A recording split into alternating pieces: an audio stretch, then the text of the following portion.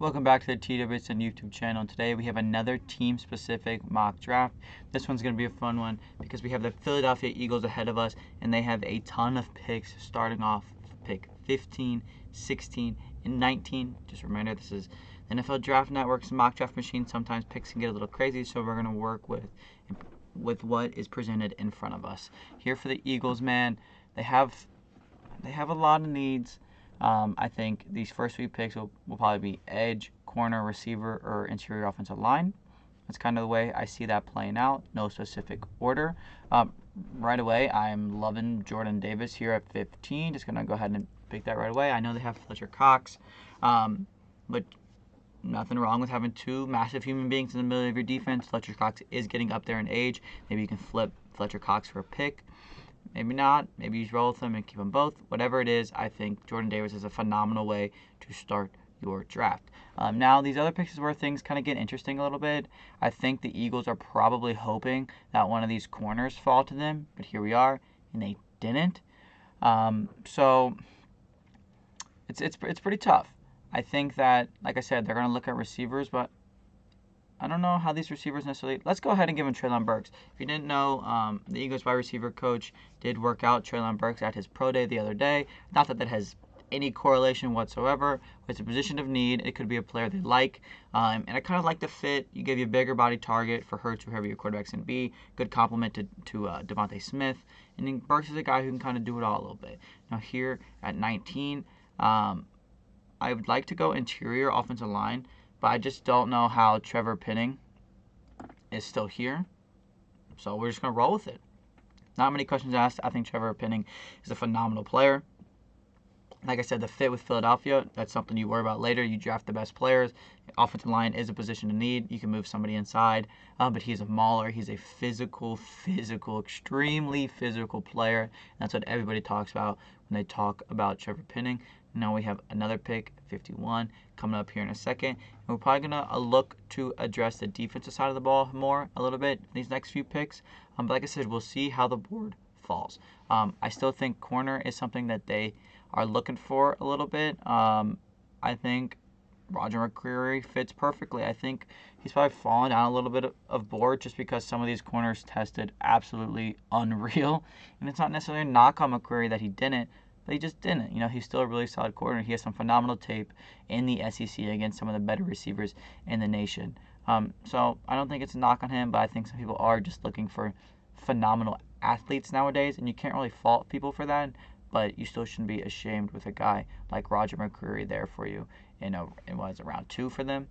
Yeah, because they had 3 first-round picks. It's so much fun drafting when you have all of these players to choose from.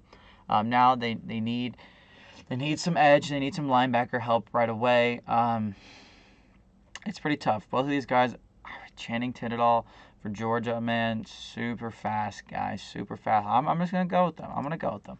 I think he's that athlete that they look for in the middle of the field. He really has that sideline to sideline speed, and he has some speed to spare. He's really good at everything you want a linebacker to be good in: reading plays, filling the holes, and having that high motor. Having that high motor is such an underrated need to play linebacker in the NFL. And I think he has it. And at the very least, he can be, I know you don't want to say this, but if a pick doesn't work out, he's a very good special teamer. He has that body to really contribute on special teams. But I don't think he'll get to that. I think he's going to be a very, very good star linebacker in the NFL, and the Eagles will be very happy he fell to them where he did. Now the Eagles are up again. I still think they would like some edge, and I really like D'Angelo Malone here. He's another guy that you can kind of make a outside linebacker in certain schemes, but he's a really good athlete. He's bendy. He can really contain the runs, contain the quarterbacks on the outside, and I think he's a really versatile guy that you can kind of fit in with Tindall and Jordan Davis. Jordan Davis is going to help so many things, clog up so many holes that these two guys can fill. I think it's going pretty well here for the Eagles so far. I still think there's some other positions that they would like to have hit more. I think they probably would prefer more of an interior offensive lineman, maybe a different corner, but that's still some depth picks. There's still some time in the draft, and let's continue to see how the board falls. And I kind of like it right here. Cam Jurgens, man. I talked about it on one of my last videos. Beef Jurgen. took the combine by storm with a sweet mustache and a story of giving teams beef jerky that he grows, or not grows, you don't grow beef jerky, but that he makes. Super athletic center, interior offensive line. You can obviously move him around. You have Landon Collins. You can figure it out later. But just in general, super athletic guy that'll kind of fit right in there in Philadelphia.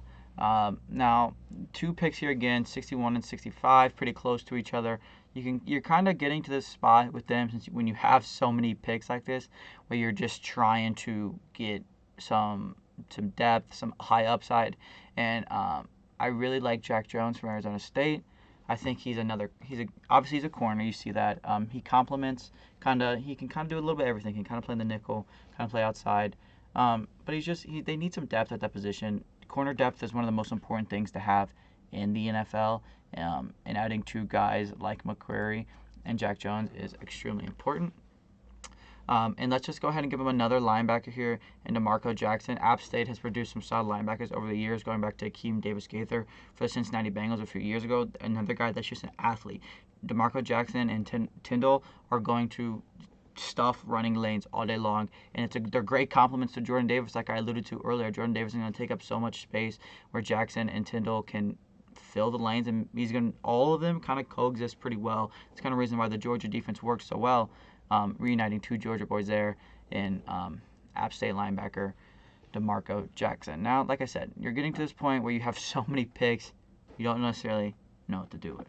You have so many options that it gets a little overwhelming sometimes when you're doing things like this, but if you're a fan, you absolutely love it.